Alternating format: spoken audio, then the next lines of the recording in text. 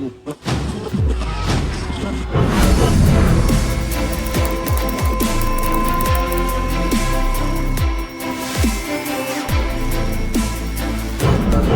right, here we are back in the Bayou Retreats Game House with the Sign Esports Founders Podcast. We are here to talk about hardware and the equipment and the development process and all the things that went into making the video game industry sing throughout the years. I got to get my countdown. I was wondering about that clock if it was supposed to be doing that. So we have it. Let's get some introductions here right quick. Of course, you know me. I'm Corey Tarver. I'm the same as I always am. And Eric, we're also the same as always. We're going to pretty much always be here. And we have a special guest with us tonight, Sam Hayes. You might know him in the Discord as RetroReject. I'm the old guy of the group, I guess. You know, I've been around for a while. We were just talking about how old Sam is. We were just talking about a little bit older than us. Yeah. I made I made you like a wizard on the party screen there because you just had a wizard look with your beard and you looked like you were casting a spell. Just call me Mr. Wizard. Yeah. So the reason we have you here tonight, Sam, is because your career kind of in the hardware side of IT. You do a lot of computers and networking and stuff, and also your history with going way back to the arcade era. Yeah. We just thought you'd be a great person to include in this conversation. Yeah, so. I'm an arcade collector more than a player these days, you know. Yeah. So 80s were 80s is my era. So I was born in the 70s, grew up in the 80s. The 80s are to you what the 90s are to us. So you're like literally exactly Stranger Things. Yes. Right? Yes. So, yes. That is me. Like the kids in Stranger Things, that's Sam. Yep. Nice. Cool. Okay, so I got, just to kind of give us a heads up, I put reliving the 80s, 90s, and the aughts on the rundown there, but really what we're going to do for the first whole half of the show is we're just going to talk, really going all the way back to the 70s and 80s and 90s and 2000s and talk about the hardware that drove the industry. So what can you tell us, Sam, about the original, like when gaming on a screen became a thing, like the arcade, like the first gen OG arcade life? Bunch of college kids wanted to do something, come up with coding and pumped it out to a screen, and you had like Pong and things like that, just to give them competitiveness and things. Then you moved on to Vector, Asteroids and Pac-Man and Miss Pac-Man. Just programmers, it gave them something to do and something to. I'm better at you at this, and then you're better at me at this, and the unique thing kind of about the arcade era, I think, is kind of the coin op mentality. Like there's now, of course, now we have microtransactions, and it's this big offense to the whole video game industry, microtransactions. But I think arcades kind of was the original microtransaction. Like you literally pay, one at a time for the game. Well, initially you didn't have the pay to plays. Like you didn't have the gauntlet where you put a quarter in and you got extra life and things like that. The original way was you're playing a fighting game and you popping your quarter on the marquee for the next game. You're holding your place. Yep. And then it was all King of the Hill style. You won, you stayed on, next person got on, and that's how the arcades were, man. That's how you met friends, made enemies. You had your rivals, all that stuff.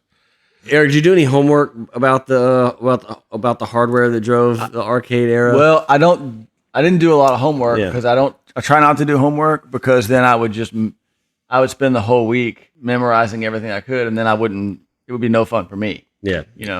I did not do any homework. I don't know that arcade hardware stuff. Hardware wise, you're looking at printed circuit boards, PCBs with IC chips and ROMs and things like that were, basically you had a group of chips that you programmed to run the game. CPU power was not that much, and you had very little bit of memory that you could use, so they had to be creative on how they got things to work. You're talking about kilobytes of memory. Yeah. Kilobytes, and your CPUs were probably less than 1 megahertz, maybe 1 megahertz-ish. You're talking about PCBs, like was every arcade, like obviously when they were mass produced, they were just mass produced like any other commodity, but like was every arcade game its own specific design, hardware and software from the ground up? Or did they use off-the-shelf components? Like, was there off-the-shelf processors from IBM or something at the time, or were they how custom was each game? You don't know. It was one of those. In my experience, there were some. The chips were available, so they built around those. Or if they weren't, they would make something. Like jumping to now, you have people recreating those with FPGAs and boards. So like to recreate all those old processors and just to make it more of an authentic feel because you're dealing with, as a collector, you're dealing with equipment that's 30, 40 years old now that it's hard to replace. 50, so you have to come up with a new 50 years old. Yeah. 30, 40, maybe doing a little bit short. Yeah, doing a little bit of justice. So the game designers, though, they weren't making hardware. Right. They were buying hardware. So like Texas Instruments and Ricoh and Motorola and maybe IBM, but there were Zilog, I think, was a name that I remember from way back then. But they were the arcade companies were buying chips. It wasn't like they didn't manufacture their own. Yeah, chips. in each game, you were asking if they were all specific and things like that. Each game, there was a basic set of hardware that, like, say, Midway used or Bally used, and they built on that. And then they would do like consoles. You would have, like, from the NES to the SNES, you had the original PCBs, and you would have a JAMA. Then you would have next level of that, and they kept getting more advanced and advanced as time went on. But if you had a Pac-Man arcade game, you could get a ROM to change that to a different arcade game. Well, that's how within one manufacturer. That's how Miss Pac-Man was born. We're kind of talking about this, but Arrow asked, we have some great activity in the chat, by the way. Look at all this, Sam. They love us. Yeah, the shades here, man. We have never had this much interest before. Let's go. Yeah, Arrow's asking, like, could a Pac-Man machine play Tekken? Well, No. Tekken was much later. But within could a Pac-Man machine play Asteroids? Well, or whatever? what he just said was Miss Pac-Man. So Yeah. within one manufacturer, you could get a ROM, some cases, to swap out the game. And that was back in the day. Yeah, you would get Pac-Man, Miss Pac-Man, things like that. But now you have people that create daughter boards and stuff like that with the same type of hardware. That I have a Pac-Man machine that plays 100 games based on that hardware. It's just ROM swaps and things like that. So yes, it's with people's knowledge now, it can be done. But back then they weren't thinking about that as much. So.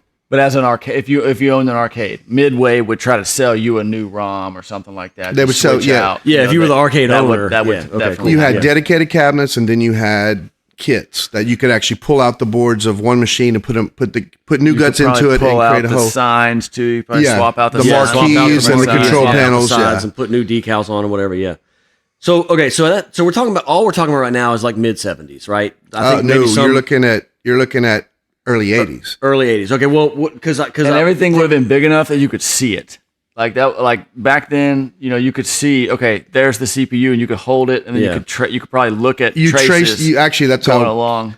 Everybody's like, "Why do you like working on arcade cabinets?" Because I can actually physically see the traces, and I can solder them. Or you have a cold solder joint that your solder's broken, and you can actually physically touch it and replace it and fix it. Yeah, and there was different chips for everything. It wasn't all integrated into one tiny little thing. Yeah, you had sound chips, you had sprite chips, you had everything was separate.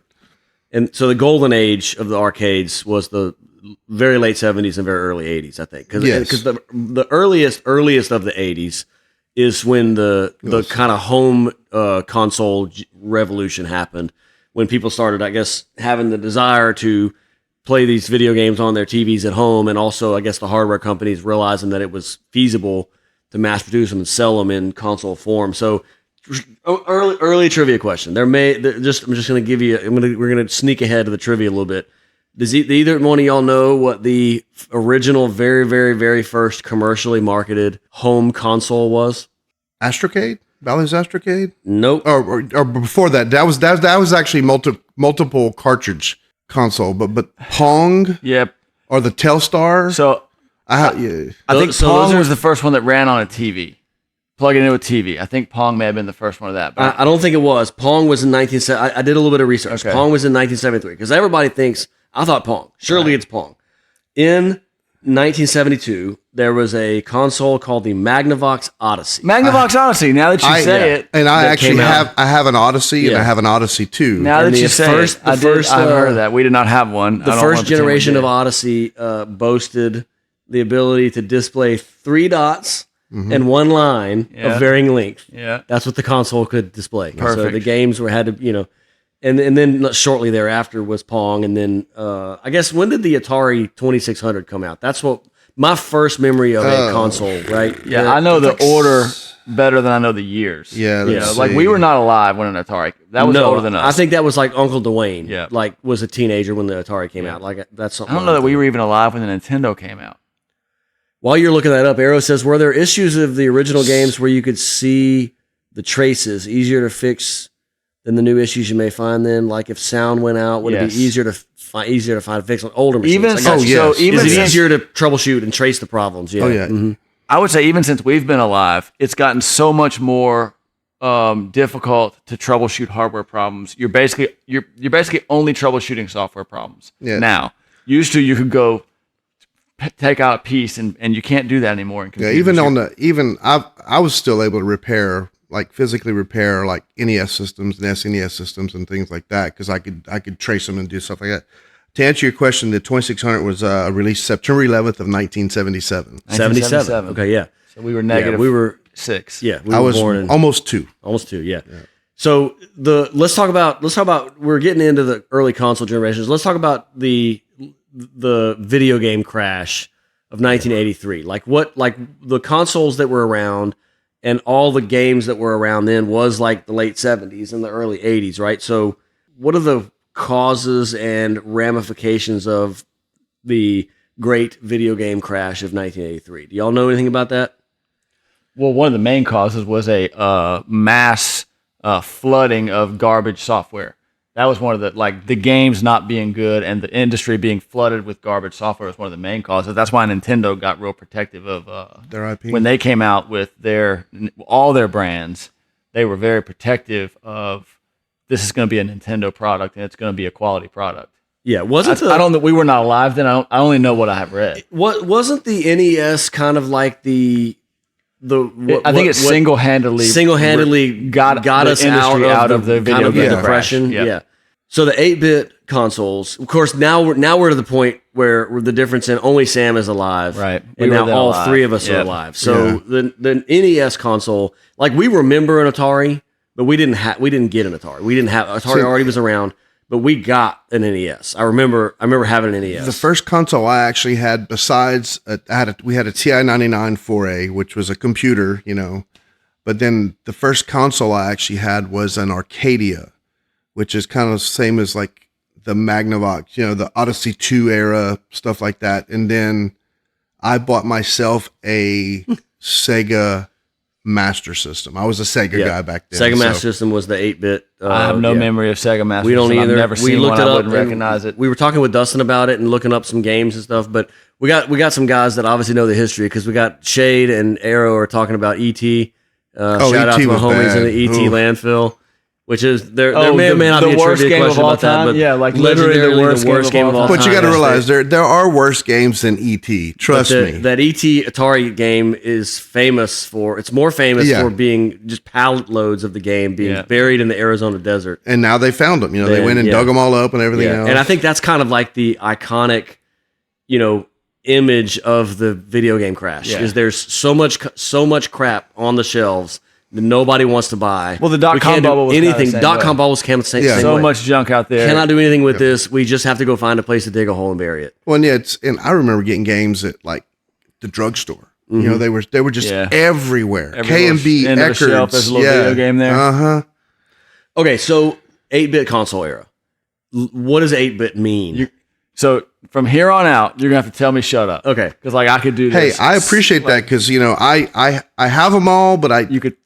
Yeah, I could go for 1,000 years. We'll start going. Let's just talk about what is that? What is that? Because for like 15 years, it was always the 8-bit, 16-bit, 32-bit. We don't say that anymore, but what did it mean? First of all, it's a marketing term. Just like for a while, megahertz was a marketing term, and now process technology is a marketing term. So nanometers is now. It doesn't really mean anything. But what it basically meant is the size of either the communication bus of the CPU or the size of the registers in the CPU. The registers are where the processor actually stores the data it's actually working on. So it's like even closer in than memory or cache. The registers are all the way in, as close as they can be. So if they were 8 bits wide, the CPU could operate on 8 bits at a time. That's an 8-bit processor. 16 bits wide, it's a 16-bit processor. You could also have, a 32-bit processor, but it could only have an 8-bit or a 16-bit address bus or memory bus, that's why I say it's a marketing term. That's it. The Atari Jaguar was one of those, like that. That's why I say it's a marketing term. Because which one is it? Right. So you have this 32-bit CPU with an 8-bit memory or address bus. Which one is it? Yeah, you're not going to 32. advertise to your bottleneck. Right. You're going to advertise to your highest number. And everybody associates 8-bit, 16-bit, 32-bit with graphics. Yeah. That's, the games were, to me, the sweet spot was SNES and Genesis. 16-bit, That 16-bit. Dude, No doubt. that is No the stuff. doubt. Even on arcades, that was the, But in the Nintendo, the registers were 8-bit, and I think it was pretty much all the communication in the Nintendo was basically 8-bit. Yeah. It's tiny.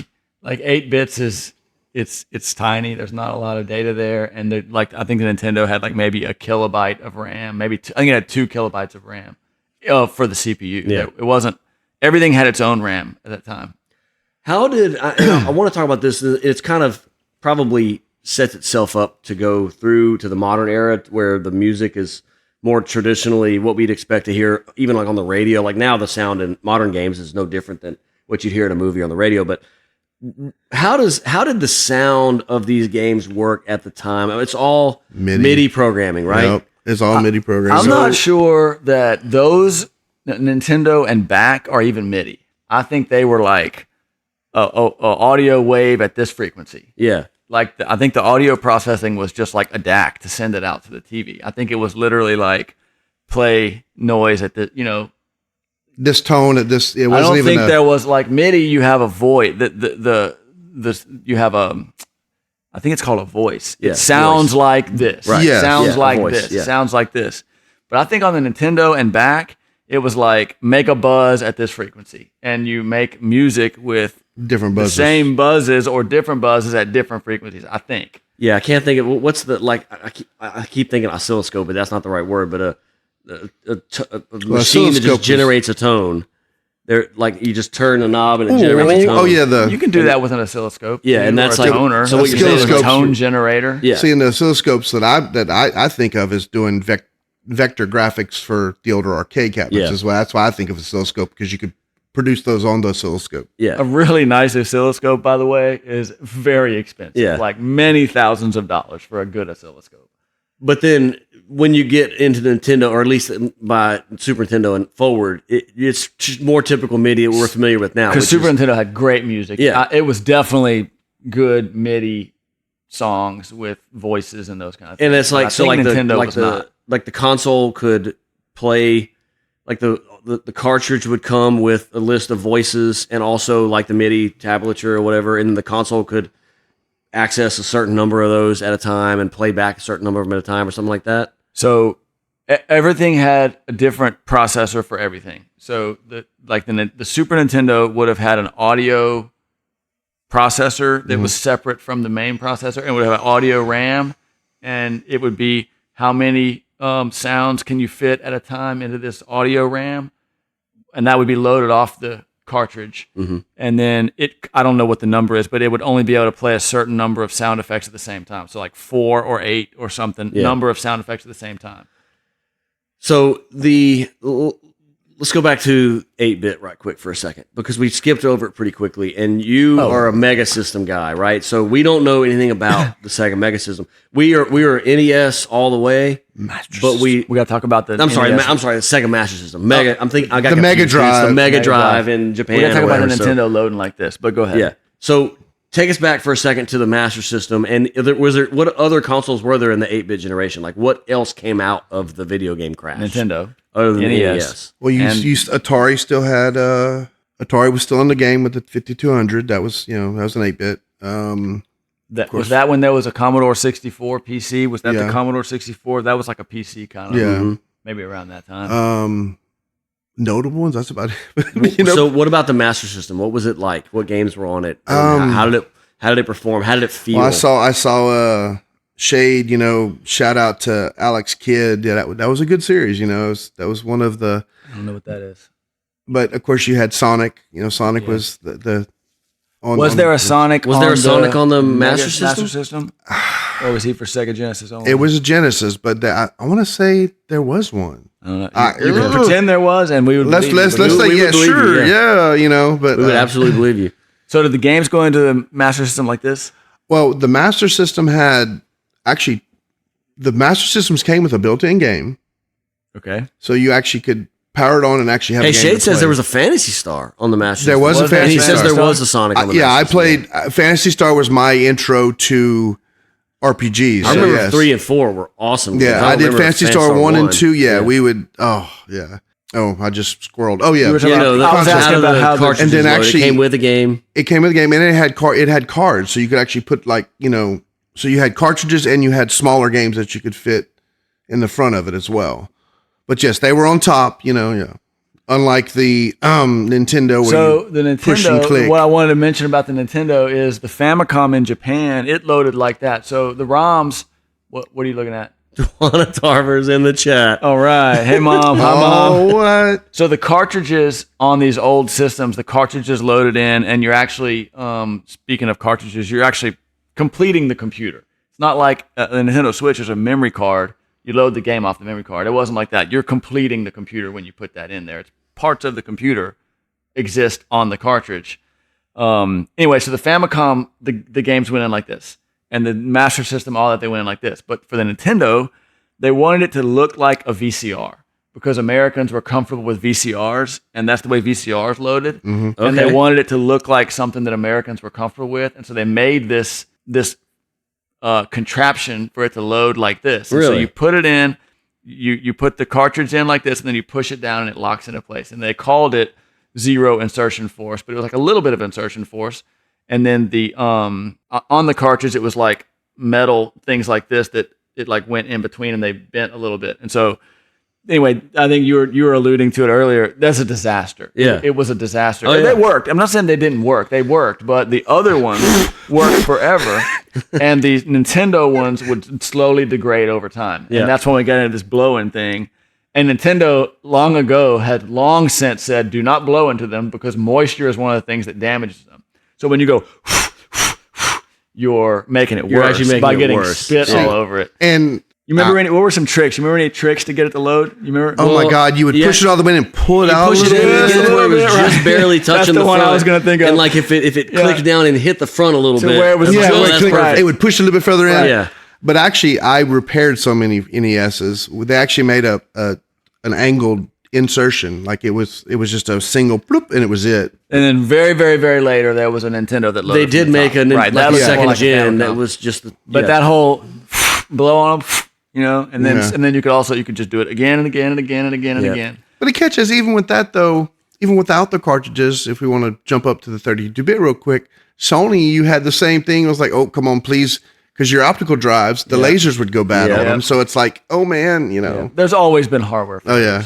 But anyway, so back to it being a part of the computer, so it won't boot without the ROM. Now I didn't know that about Master System. The Master System. It yeah. would boot. So It would boot the without game. it, But the yeah. Nintendo and stuff wouldn't boot without the cartridge. Yeah, so white, you get this black. black screen. White, right. black. That's right. White, black. And that's the computer. It's not even all there. Yeah. It's like half of its brain is not even there. So Yeah. you get the cartridge in, and then it'll boot. But Well, that's so many of those flashing white screens, and then the little red light would blink on, Blink on and off, and yeah. then get it out, put it in again. Yep. Then you get the green. Oh, and Such good memories. Yeah. Get, All right. you get it just right. Yeah. So okay, we're moving forward. Okay. We're going to Gotta move 16-bit era because that's You where know what we this live. is? What is it? Wait. It's Toe Jam and Earl. Toe Jam and Oh Earl. my God. Toe Jam and Earl rocking it. See, that's a Genesis game. That's It is. Yeah. Yeah. Okay. So I could also talk about the 16-bit for 1,000 yeah. years. 1,000 So years. the 16-bit is really where we talked about this on an episode a few episodes back about really the OG console wars. Like by the time the Genesis and the Super Nintendo came out, it was like they were absolutely competitors. So let's talk a little bit about the uniqueness. We don't have to just talk. I mean, there was other ones too. There was Neo Geo. We talked about. There was TurboGrafx 16, Super Nintendo, Sega Genesis, and Neo Geo. Yeah, that was and TurboGrafx 16 was a complete dud, I think. No, I'm not saying. I mean, In US, commercially, in US I'm and talking about commercially, the yes. commercial success of But- it was not there. Library wise, it's up there with Nintendo. And honestly, to me, some of the best shooters are on the TurboGrafx Okay. 16. Well, maybe. I like those. Yeah. I like the site like G Darius and like R-Type and stuff like that. Those type of shooters are a dime a dozen on And then the TurboGrafx. Neo Geo. One thing I did research for this, actually, it was for the last one we did with the consoles. And what happened with Neo Geo? Why know? Do you have a Neo Geo? Yeah, I have a. Now you do, but when you were a kid, I saw one and I could not afford it because of the okay, price. exactly Of it. right. Okay, Yeah. so I saw one and I went back and looked, and they were $699 Back in the 80s, which and is it's- the equivalent of over $1,500 right now. So you're Yeah. looking at a Nintendo, but it's $1,500, and the games would be the equivalent of almost $600 a piece, yeah. for a game. Wow. And the it was like- AES system. Yeah, It was like unbelievable how expensive it was, and the reason is it was actually like literally a duplicate of the arcade. consoles. exactly, Like yeah. you play the exact same games. It's just like they had to put and this I don't remember this. I did this research before the thing. They had to put preventative measures in there where you weren't just using the game commercially and stuff like that. Yeah. So it was literally the exact same games, but $1,500. which it's an adapter. There's an adapter now that It'd be like now that you know what that's like now. It's like buying that freaking Apple headset that's like $4,000 for that Apple headset. That's what it'd be like. But anyway, it's out of reach. So the reason it wasn't successful is not because it wasn't good. It wasn't successful because it was just so unbelievably out of reach. Shade says any kid who said they had a Neo Geo was just automatically assumed to be a liar. Nobody had one. We did not know anyone. yeah.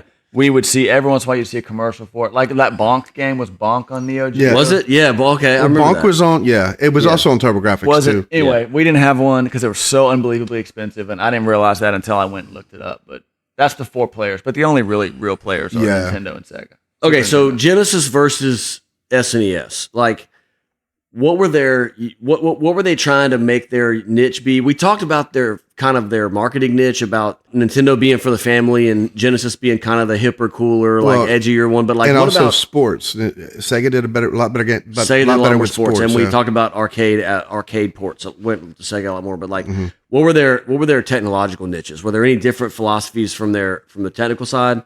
The one thing that I can't thought up that I want to ask about was about the Sega releasing like a new console or a new upgrade of the console, like When all they had- throughout from the late '80s to the late '90s. Like it was just a new console every They had year. 3 iterations of the Genesis. 1, 2, and 3, and then they went on to the Saturn. Sega, well, no, You missed the There was code. a Sega whoa. Genesis, The there was a- 32X. That's right. Then the Sega Sega CD. CD. So and there then- was a Sega, and there was like a refurbished Sega. Yeah, Then then they a had- Sega CD, then a Sega 32X, and then See, that to me, that's all that's all part of it. right. But that's what he means. It's like Yeah. bam, bam, bam, Yeah. bam, bam. And it was all, and then the catch is they made them separate consoles and they made add-ons for the original. Yeah, and then the Dreamcast. No, the Saturn, and then the Dreamcast, right?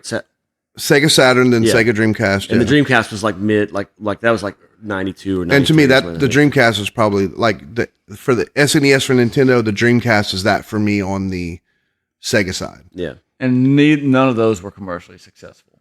But okay, so Yeah, so Sega after the Genesis, like they were just digging it, like just reaching. Yeah, So Nintendo, you mentioned this earlier. Nintendo emphasized heavily the developers to add on hardware in the cartridge. Yep. Not that Sega couldn't do that. There was like Virtua Fighter or something like that where they advertised that, this is a new it's a what they call it, expansion enhancement chip. well, and the catch is Enhancement chip.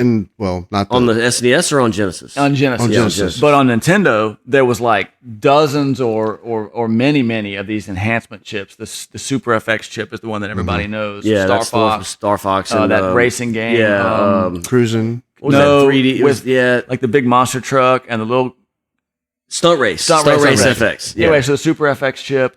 So Nintendo like really pushed that big time, and their ROMs got bigger and bigger and bigger as they went on, the ROM sizes, and they had these enhancement chips.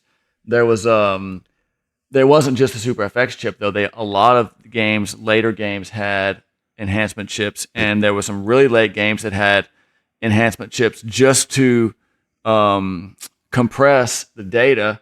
So the ROM could be much bigger than the storage capacity of the cartridge, and so it has a compressor in the cartridge. Like I think like Star Ocean was like very very late in.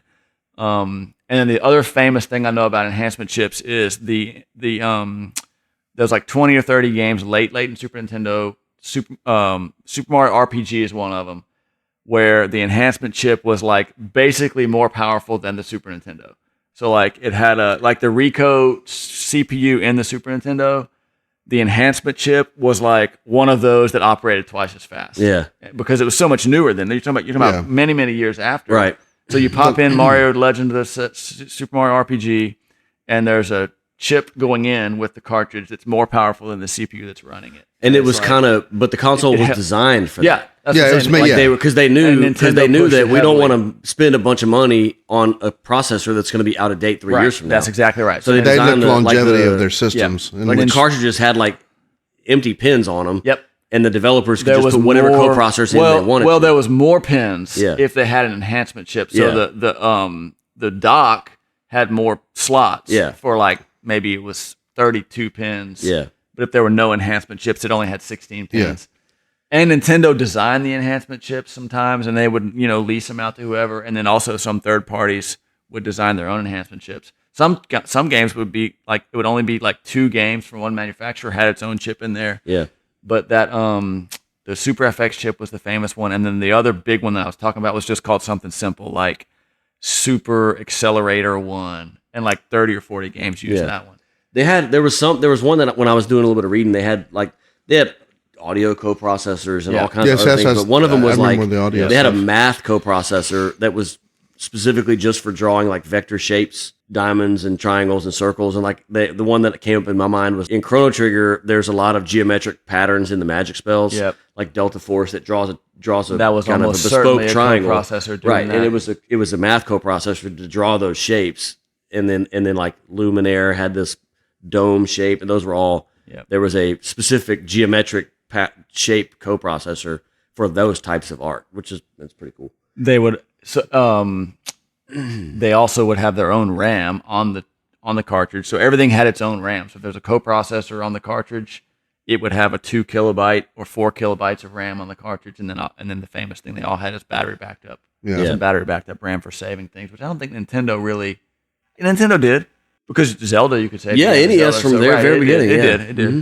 And even throughout the 16-bit, they had some games that did and some games that didn't. Yeah. Like you had some games that from early on. Well, Mega Man, you would type in always type in a password. You type in your code, Code with all the different logos or whatever. But then there also were games where you could save it on the cartridge. Yep. So Yeah. I remember one of the most traumatic memories of my childhood was we had a Chrono Trigger save game that's like some kid came in that was like there for a church event or whatever, spend the night and ruined it. Saved his game Over from it. level 1 over all 5 saves or whatever. Yeah, classic. But those games, those batteries would last like forever. You could pop a game in that you hadn't played in years, and the battery I bet backup now memory they still probably saves. wouldn't work, Yeah. but they would work forever and ever and ever. But see now you have the issue of the battery probably leaked and killed your PCB. Yeah. Yeah. So the Genesis. Oh, sorry, go ahead. Okay. Well, the Genesis, they didn't not allow that, but they didn't emphasize it. They weren't quite as forward thinking. That's why at the end of the Sega, they're thinking, "Oh, our next thing's not ready yet, but these guys are doing so much better. Let's get something out. let's get something the out." CD Yeah. thing Yeah. out." And then let's release Sega CD, and it just wasn't quite. Didn't have the development, and- strength there. And what did Sega end up doing? They got rid of their hardware and went straight to software. Yeah. After 2 or 3 bad consoles, they said we're just going to be a third-party publisher. Sega So- Genesis did one thing they needed, which is it got them some IP that Sonic the Hedgehog is still. My kids love Sonic the Hedgehog, and that's because it was successful in Sega Genesis. Let's talk about this transition from cartridges to optical discs, because The Nintendo PlayStation. right, the Nintendo PlayStation, they were supposed to be not even the 64 for the Super Nintendo. Yeah. They were supposed to be in development in like the mid 90s. They were supposed to be a CD-ROM add-on for the Super Nintendo, right? Yeah, it was And discussed. we were talking about that before the podcast started about how it was either E3 or something, how it started the beginning of it. And if you want to, Nintendo was in discussion with Sony about cooperating on a disc, a CD-based game. And then I think it was Philips. Yeah. So they started E3 and they let Sony do a presentation about this thing that's going to be the Nintendo, Sony, PlayStation. And then during E3, Nintendo announced, we're not going with Sony, we're going with Philips. Yeah. And so Sony announced before the whole world, and then Nintendo was like, screw you guys, we're going with somebody else. And they let them, I guess they went into E3 knowing this is what we're going to do. Yeah. And that's pretty that's that's turning the knife after it's already in. Yeah. Well, and then Sony got the last laugh though, because they said y'all can suck it. We're gonna make Sony the PlayStation. Is not that weak of a company. Yeah, we're just gonna, that's fine. We'll just take the PlayStation. We'll make it our own. Well, and then we'll go on to be one of the most PlayStation and consoles. PlayStation 2 were probably the most dominant consoles ever in the history. And then of if you look at they went with for a while Philips, there, and yeah. Philips CDI was a dead console. Right. Okay. And the Amiga 32. Sam brought up Philips CDI. Right. I mean, yes. So CDI question. First of all, do you remember any games from the CDI? Because the Philips CDI was kind of like the PlayStation. I actually remember the Nintendo game, the Zelda games on the. Do you remember the Zelda games? Right, Because it was kind of an evolution out of that fight with Sony. It was like Nintendo was negotiating with Sony to build their CD platform for the Super Nintendo, and they couldn't really work it out. And then they decided we're going to go to Philips, and then they really kind of ran out of time also, and it ended up Sony making their own CD, game platform, the PlayStation, and then Philips said, "Well, we have this thing that we developed.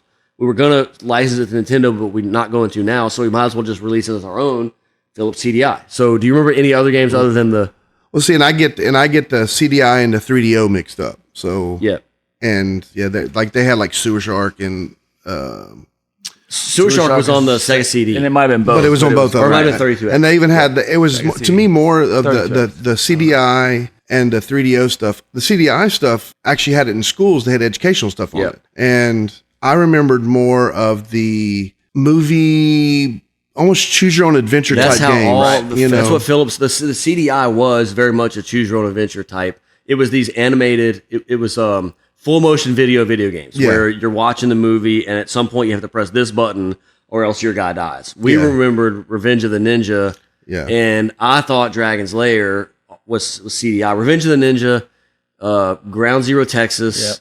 Oh my God! I totally forgot Night about Trap. Those were all Night Sega Trap, CD games. Yeah. And I thought Dragon's Lair was the kind of killer app for Philips CDI. And by killer app, I mean only app. Turns out there was no killer app because it was a major flop console.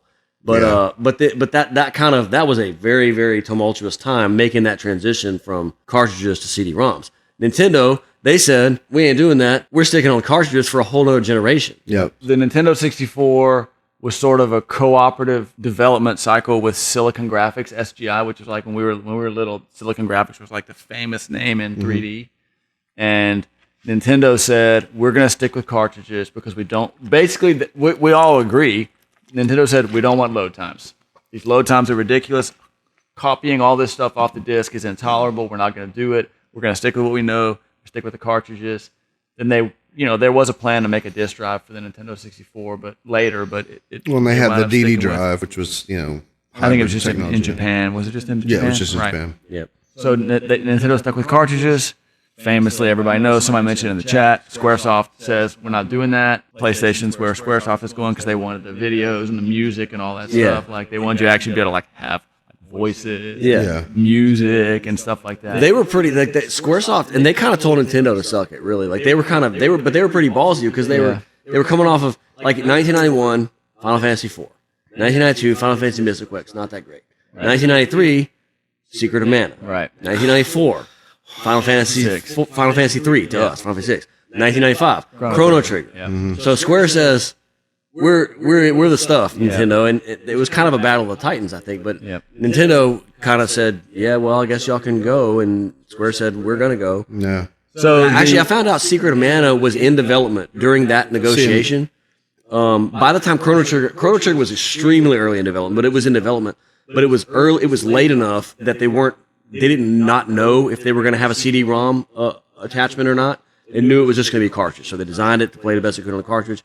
Secret of Mana was being designed while they thought they were going to have a CD-ROM, and so they thought they were going to have all this extra storage space. So they designed the game was like 3 times bigger than it ended up being. And then they had to say, well, we're never going to get that CD-ROM, so we have to slash like 60% of our game. And everybody's like, oh, yeah, everybody loves Final Fantasy. I love Final Fantasy, but honestly, I love Legend of Mana, Secret of Mana. I love that series. Even the fact that we could play 3 players on that was like, we played the heck out of it. Dude, super multi-tap. Like a multi-tap, Okay, so back to Nintendo 64. Nintendo 64, yeah. It was actually, so Nintendo is a great product. The Nintendo 64 was a great product.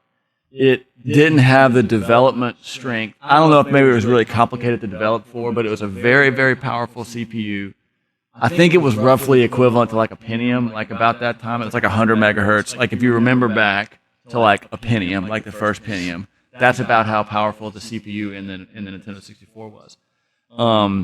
It had a lot of processing power. It was like one of the first consoles. It was the first console that could really do 3D graphics that are properly bilinear and trilinear filtering, and not just all the textures jaggy. The texture on the PlayStation looked really, really bad. Yeah. Right. There were 3D models and everything, but if you remember the textures on the PlayStation, it was nasty, blocky, terrible looking textures. No, Lara Croft, come on now, she was amazing with her big trapezoidal boobs. Not only were the models simple, but the textures were also bad. Yeah, they were. The mapping was really on the Nintendo bad. 64, They were smooth. They had great filtering and like the mip mapping, trilinear filtering, all that stuff didn't even exist on PlayStation. So it's just nearest neighbor, whatever the worst interpolation you could do was. That's what PlayStation was doing.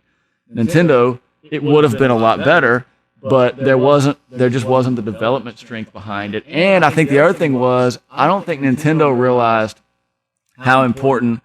So like Mario, right? Mario doesn't need a lot of textures. It's a cartoon. Yeah. It doesn't need a lot of complex textures. PlayStation and Squaresoft, they went totally the other way with all these super complicated textures.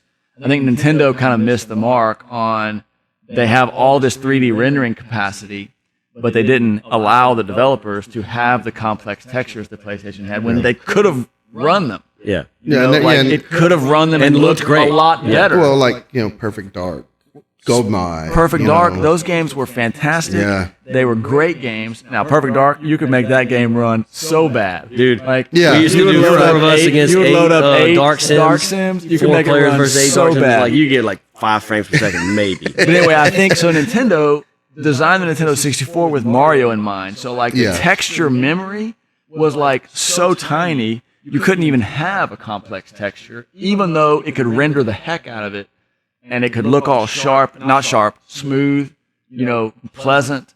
The texture memory was so small. Yeah. The texture memory was so small, you couldn't even have good textures. Whereas in PlayStation, you had this big, huge texture memory, but it couldn't render it well. It looked great on their IP. And it could get the frames out. It could make the frames, but it didn't look as clear. It looked jaggy and blocky. And that's what we remember about Lara Croft and like Parasite Eve. You remember these? Yep. It's like, and even Final Fantasy VII, like Cloud looks good in Final Fantasy VII. Because then they didn't have really complex textures. Yeah. When you went to Final Fantasy VIII, they had these huge texture Really maps, dirty textures. and it looks terrible, right? So Nintendo 64 was more powerful, but Nintendo didn't quite have it dialed in for the non-cartoons. And honestly, it really didn't matter. They had great games, though. Yeah, Well, like that's Siphon Filter Nintendo. and the Metal Gear series back in the day, they were bad to look at, but they were fun games, Right. As As long as the games were fun, it really didn't matter. Yeah. Yep. On both sides. Yeah. But the Nintendo 64 was a really, really powerful piece of hardware, and it just didn't quite have it dialed in right from a developer standpoint. Yep. Okay, we're running. We're this is like like I told you, Sam. We're just going to talk and we're going to keep Well, talking. then, We're not gonna stop. it just may be part one of a multi. part one of 10. Yeah. One of 10. I was telling Eric, I think our podcast niche is history. Talking about, because we're gamers, we've been gamers the whole entire time, and our niche is kind of like relating all the history to today. So And we talked about before the podcast started. We talked about the microtransactions and stuff like that could be a total podcast by itself on all that Just stuff. about that. yeah, about the economics of how so- okay, so let's take a 2-minute break. I gotta get a drink of water. We're gonna take a quick break. Stay with us in the stream if you're in the chat. Appreciate you guys. Love you guys. Stay with us. We're gonna be back in just a couple minutes. Drop questions if they wanna drop questions. Yeah, drop some questions if you want to. We're gonna come back and talk for a few more minutes about hardware, and then we may hit Helldivers, or we may not. But I got a lot of trivia. We may just skip Helldivers and go straight to the trivia because I have some awesome trivia for bangers. Yeah, I got some real bangers. So let's take a quick break. We'll be right back after this.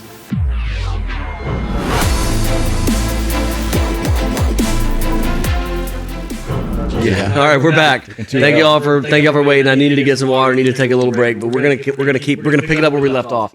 During the break, we brought up something that we want to talk about that we kind of missed, And one of the things on my rundown, which is like how were games developed and what were how was the coding done. Miles, if Miles was watching, he would love it. He said, "Dad, I want to learn to code. When can I start learning to code? I want to learn to code." Tell him now. And So even now- and now's even the with time. that So- now is it's like my son back in the day was the same way. Oh, I want to be a computer guy because I want to. And they're playing games. I want to do this. Yeah. No, it's a totally different. You have to learn a program. So Just like before anything we else, move if it's your on, job, it's not fun. Yeah, Yeah, no. once it's your job, it's not when it fun. becomes Well, and your job. actually, if you have another one, I have one of my friends is a game developer, and he's out of Baton Rouge, and he could sit That'd here be and all. talk We about. could remote in a developer. yeah, That'd get be it, awesome.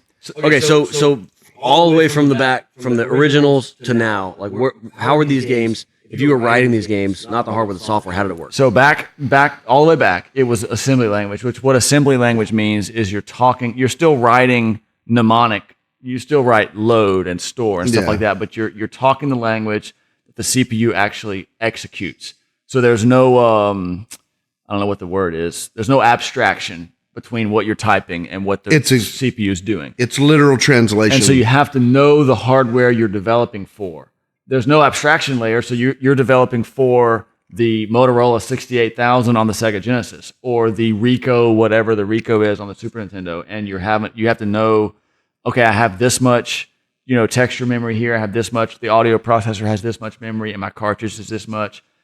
But I was thinking about it. I saw that on the rundown, and if you think about like the Nintendo had like 2 kilobytes of RAM, right? And it was an 8-bit processor, so 2 kilobytes of RAM. There's only like 200 places you can store something, and you can basically memorize that. So it seems like so daunting if you're into coding at all, but you can basically memorize and have in your brain. Simulate it in That's your right. mind. You can have it. It was so small that you could essentially have the entire language and the entire hardware memorized, and you could think, what do I want to do? And you're thinking, I want to take this memory and load this file into it because it wants to play this way. It was so much simpler. And if you think about 2 kilobytes of memory, it's not that much. You could have that in your brain. And All your addressing and everything, it's just not much of it. So you can have it in your brain. this is a memory for me. Like literally, when I had the TI-99 for a computer/gaming system, we would program games. We'd pull out the basic book and plug up the cassette recorder to it and literally it was like line by line, 10, 20, 30, 40, 50, and you miss something, 21, and it was all literal, man. And Yep. So where did you go? Because obviously, Moore's law, it gets exponentially more and more complicated, and to where eventually you can't keep that all in your brain. So You what can't I was going to simulate say, the right? console So in what your I was mind. going to say is Nintendo 64 is probably where it got so complicated that they had to have large scale development environments. They had to send out, Dev development kits and stuff like that, and that was a huge jump in complexity. Even the size of the ROMs went from a ROM for a cartridge in Super Nintendo was 32 megabits, and I think there was a couple like 48 megabit ROMs, but most of them were 32 megabits, which when you go to download that off of the ROM hacking site where you're trying to dodge all the viruses and the porn and everything, it's 32 divided by 8 is like, what's 32 divided by 8? 4 megabytes. Yeah. And, a lot of ROMs, I don't know if you do a lot Or of less downloading than of 4, yeah. ROMs, they're 3 or 4 megabytes. Yeah. Because that's how big they That's were. the whole game, Right? yeah. Well, And- they went straight to 64 megabytes with the Nintendo 64. Like, those two numbers not the same, but 32 and 64 megabytes is how big the cartridges were in the Nintendo 64. So they just, right then, they just exploded in size. And that wasn't even close to big enough because the PlayStation went to 400 or 800 megabytes. So that's when they became, you don't have it in your head anymore. Yeah. Tatted Mama XOXO says hi, Sam. Hey, Lydia, how are you? Hey, Tatted Mama. I totally forgot to put it on my I was going to be here, and I did, and apparently people are seeing that I'm here, so. So something I wanted to talk about last week, or maybe a couple weeks ago, but that we didn't really get into, that this kind of segues really nicely into is like the advent of middleware, where there's whole cottage industries that build the engines that then other people build games on. Affinity and Unreal. And how long has that been a thing? I remember Scum Engine games, the LucasArts games, the point and click adventure games. Oh my God. I remember Scum Engine being a thing, right? Yeah. So So the LucasArts, they had that game engine. If you remember in school, I'm sure had this in school. In school, we learned Visual Basic and QBasic. Yep. So during that time, we learned Basic. well, maybe for you, we would Actually, learn. So we learned Visual Basic, or maybe not even Visual Basic. Maybe it was Q Basic. We learned Q Basic, yes. But go ahead. We had typing actually. I didn't learn on a typewriter. Yeah, it was typewriter. I took typing 3 semesters in middle school, and I'm so glad I did. Yeah, to this day, I can type fast because I got the short straw and got typing from my electives. Oh, your electives. Oh, but I'm glad I did because now I can type so fast. Yeah. Anyway, so in that time period, there were people casually writing programs. Like you said, you casually wrote games, and not a lot of people, but nerds would write programs to do things they wanted to do. It's like you might write a program to do something for work. And so what? Just realized that I have not recorded any of this. Well, set the record on. No, it's going to be fine. I'll get it off the stream. Get it off the stream. So I have my multi-track all set up. And you were just excited that I was here. That's all it is. Yep. The earliest sort of middleware was Visual Basic and Q Basic, and those I think you would consider that a high level programming language because you're not speaking machine language. Yeah, it takes something that's easy to communicate in English to the process to the code, and then there's an assembler which converts that to machine code. So those were the first kind of middlewares. And then you had very simple game engines like you talked about, like the Scum engine, where it's basically one company and they design all their games using the same engine. Like I talked about in the last couple weeks ago, I talked about all the Baldur's Gate games being on that. I don't remember, maybe it was Infinity or whatever was the name of that engine, but so that was still within one company. But now we have the Unreal Engine, and they sell the heck out of that thing to everybody. Like we have a event design, like light and sound design program that we have like a freeware of, and it has an Unreal Engine plugin where you can like do your design and then you can load it in an Unreal Engine and get one even take it one step further now. Like I was on Humble the other day, Humble Bundle. And they sell packs of just various people or whatever. Just assets. Rocks or it's like post-apocalyptic for Unreal Engine. It's like. And so Unreal is now it's almost like a whole platform that I don't know who does Valve own that? No, there may not be a trivia question about that later on. Okay, who owns Unreal Engine? So if you don't, you gave me an answer not to try. It's not Valve. Think of it. Yeah. Okay. Yeah, and Unity is another big one. Right. And then, CryEngine is a big one. Engine, and so Halo just developed what's the name of Halo? There may or may not be a trivia question about that later, so I'm not going to tell you the answer. So, but the last thing I want to touch on is now in the we really haven't talked about PC gaming for pretty much this whole time. Now in the modern era, it's a lot more obvious that that's just a PC in a box. Like those consoles, they're running on off the shelf stuff. I mean, there's probably they're custom developed, but they're like, when do we end up with just they didn't diverge. They converged. He's talking about consoles and PCs. Yeah, they converged. You can make the argument that you can optimize your game a lot better if you know the hardware everybody's going to play it on. Yep. But if you don't know the hardware everybody's going to play it on, their hardware is going to determine how their experience of that game. And it kind of got. I think that was kind of one of the differentiating factors. Is it seems like developers would put stuff on console, even if it was cross-platform on console. It was either console or PC. But now in the last few years, now it's mobile, PlayStation, Xbox. Switch is kind of off on their own because they're Nintendo, but you're just as likely to see the same game on every single platform. Yeah, and honestly, I remember the biggest thing that I can remember back in the day when it's like, because I was a PC guy, was the GameCube. It had an ATI graphics card. That's right. Okay, that's right. Yeah, that's probably the first big PC name that went into a console. Yeah. So I was going to mention on when they converged. I don't know if y'all remember this. Maybe not. So PlayStation, PlayStation 2, PlayStation 3 were all kind of different than their competitors. PlayStation 3 had an 8-core, a very strange 8-core CPU with like kind of weak cores, and Xbox 360 had a 3-core CPU. At that time, they were still totally different. But then PS4 and Xbox One. AMD CPU, AMD GPU. Yep. The big difference was like how fast does the RAM run? Like that was the big difference. Yeah. One of them had more cache and one of them had faster RAM.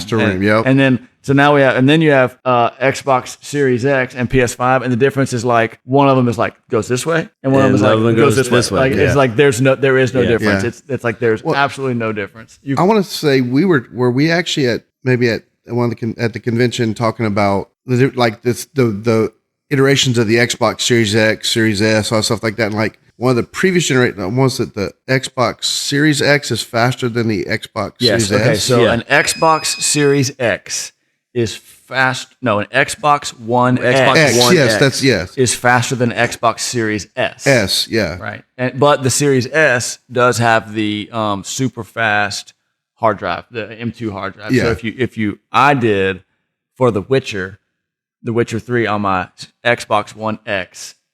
I spent like 3 days trying to taking the hard drive out, putting an SSD in to my One X, so The Witcher would load faster. Yeah. So the Series S is a little bit slower graphically, but it does have that super fast hard drive. The M2. it's almost like, what are you guys doing?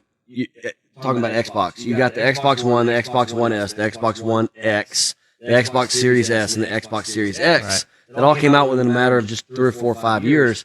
It's like, what are y'all doing other than making 5 or 6 different levels of PCs based on the budget the person has? That's all they're doing. And that's all they're doing. All Exactly they're doing, what they're right? doing. So that's just And they could not name them any worse. One of my couldn't possibly name them any One of my worse. favorite memes is it's a box. It's a box, and it says box, and then they put an Xbox in, and it says Xbox in a Xbox box, and then box, it says a box of Xboxes, and then it says like boxes of Xbox. Yeah. It's like Xboxes of Xboxes. so unbelievably terrible naming scheme.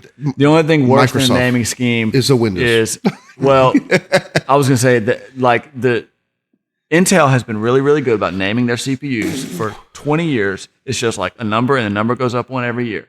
AMD was a total disaster, and now AMD has GPUs and CPUs with the same name. It's like, Yeah. Yeah. did you not know? 6900 is a CPU. It's like And a the GPU, guy that yeah. came up with the Xbox One X name. First of all, did you not know that it was called Xbox when you decided to add X At the one end of X it. to the end? Then the guy that said Series X. It's like, did you not know that the guy right before you just named this thing Xbox One X, and now you're going to name it Xbox Series X? It's like such nonsense. I don't understand how they get away with it. This is major, major, major budgets that go into this.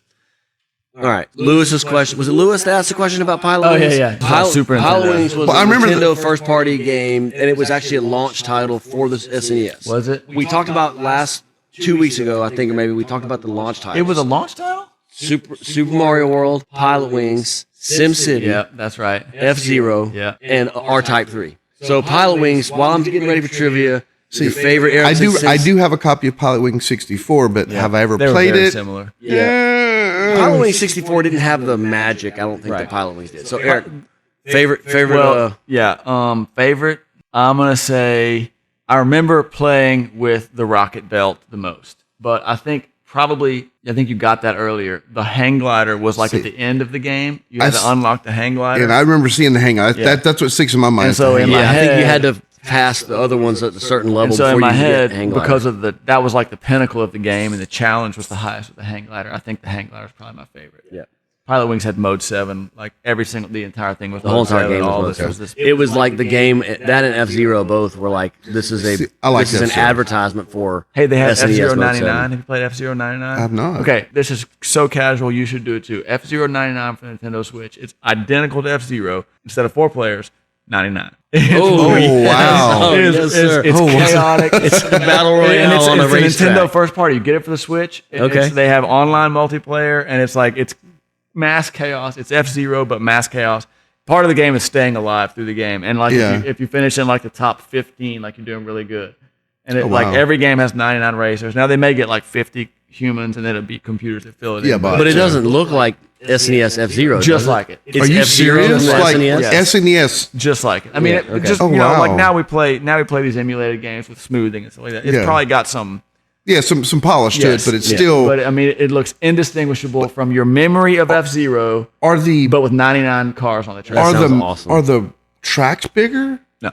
Oh my god! Is it the same track? 99 people on that little bitty track. Good Yes. God. Yes. Okay. Tracks All are not well, bigger. That sounds awesome. I'm definitely going to go do F-Zero that. 99. Y'all should go. F-Zero 99. If Yeah, you're in the we're gonna stream, do download an F-Zero 99 99 tournament. They did the same thing for Tetris 99 and Super Mario 99. Shade says. Yeah.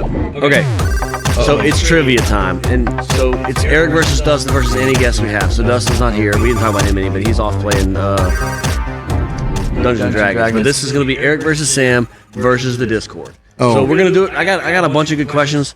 to try to kill the downtime, y'all not gonna write your answer down. I'm gonna ask the question. You're gonna shout out your answer. Shout it out. But you only get one shout. So you can only shout out one answer. You can't go back and shout out like a second answer. So Can I use Google? no, well, yeah, you can if the other guy doesn't know it. Yeah. But I'm probably not gonna let you go that long. So I'll just bow down to him right now. So. all right.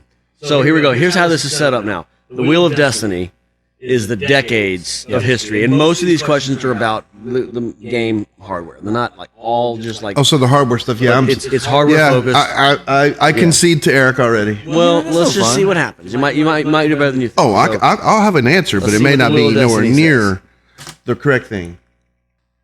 1980s. This is your time, Sam. Okay, yeah. So let me see. E, S, and D. Okay, so first question from the 1980s.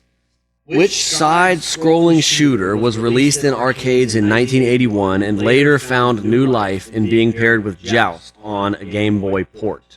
Golden Axe.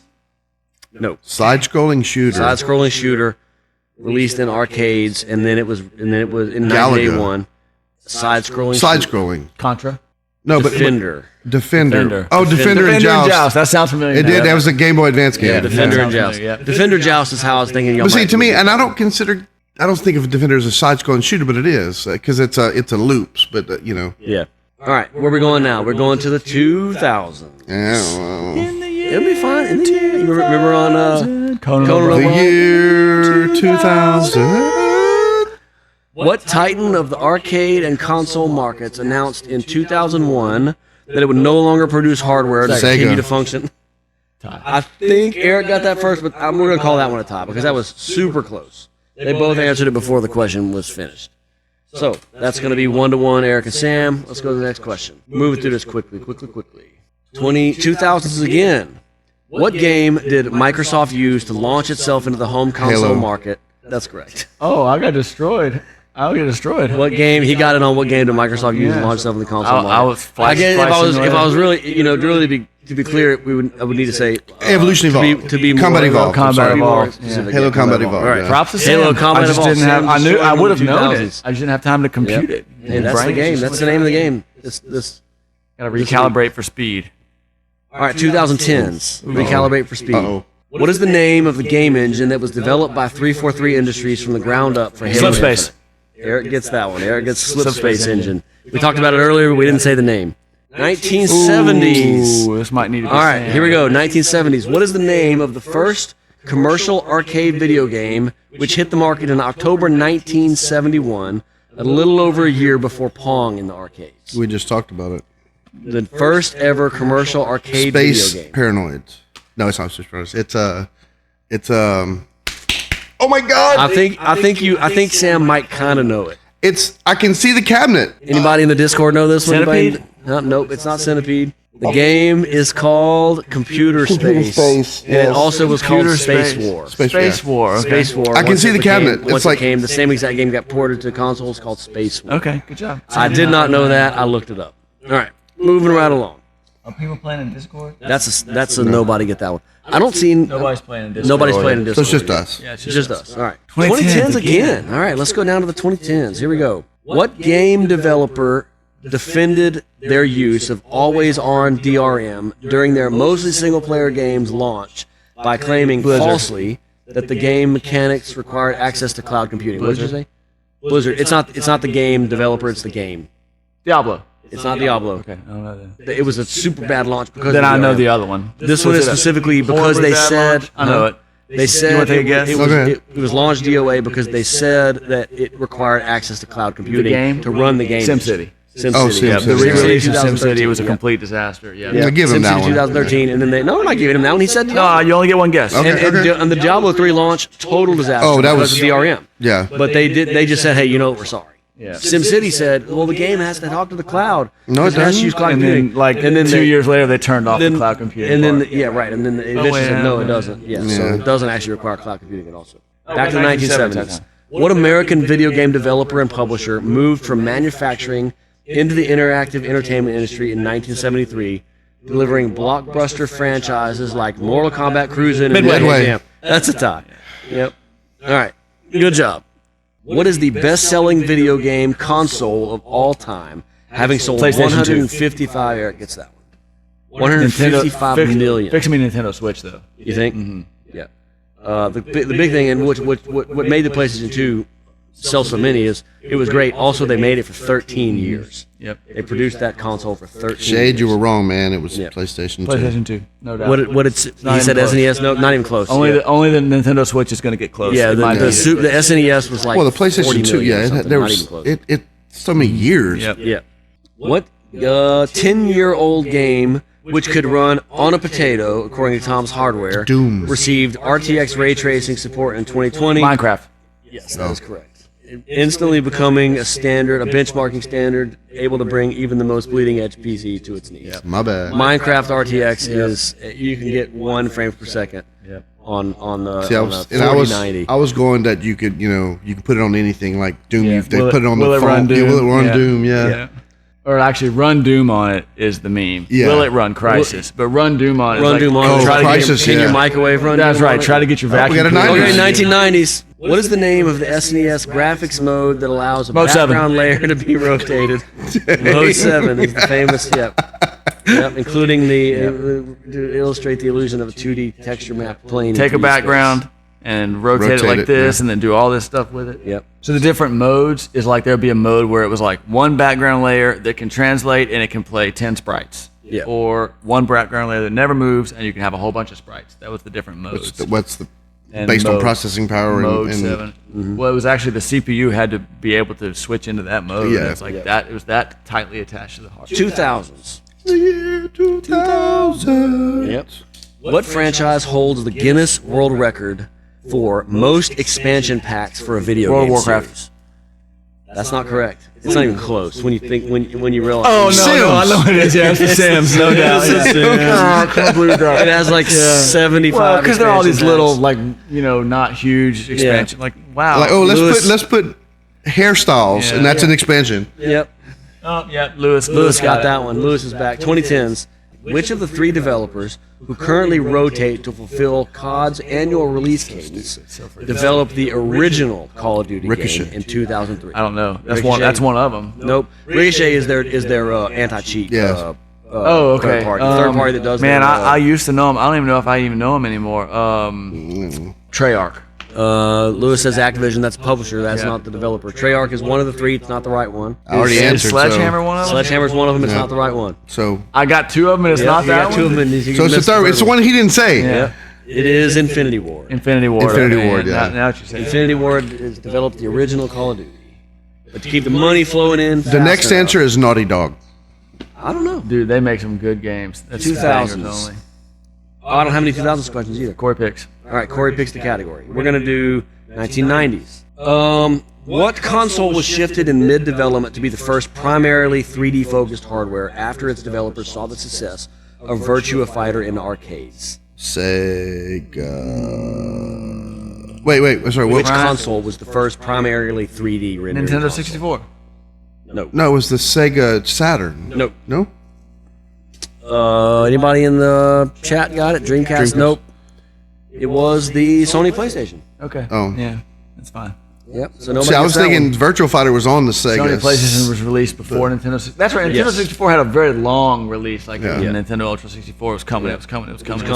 Coming, yeah. 1990s.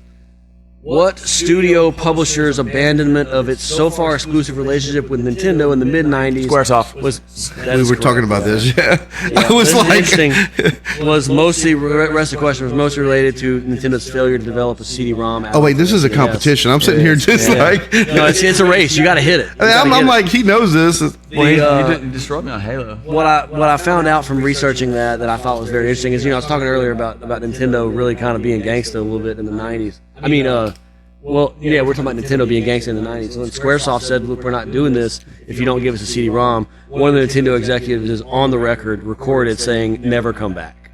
To a Square Okay. executive. Okay. Pretty strong. Never come back. Don't you leave and don't come back. That's pretty strong. Lewis says you guys should get buzzers to guess the answers. We could totally do that. Now that we see that it's kind of fun doing it fast paced like this, we could totally do buzzers. You could probably have a buzzer in the Discord too. When they make two different sounds. Like Yeah. one of them is a cow mooing and the other one is a chicken clucking or whatever, so the people at home can hear. Okay, in 1980s. What arcade game was the highest grossing title of the 1980s with an inflation-adjusted coin drop revenue? Pac-Man. Pac-Man is correct. Oh yeah, that's a good one. 19 billion. Billion. Yeah. $19 billion. That's a lot of quarters. Pac-Man brought in quarters in the 1980s. But see, and I want to is know, was it just approximately- Pac-Man or was it like Pac-Man and Miss Pac-Man because it's the same? No, set? in the chart that I found, it was by By actual game. So just it for was by reference, game. that's- Miss Pac-Man was on there also. That's 76 billion quarters, yeah, that's a lot of quarters. right? It was $19 billion, 76 billion quarters. Yep. Okay, what console? This is our last. We're running out of questions, so it's probably about time to wrap this up anyway. But thank you guys for watching. If you're watching live, if you're listening on your podcast app of choice, thank you so much for listening. Thank you for buying cars at Lake Charles Toyota. Thank you for coming to Sign Esports events. And as always, for listening to the Sign Esports, the Founders Podcast.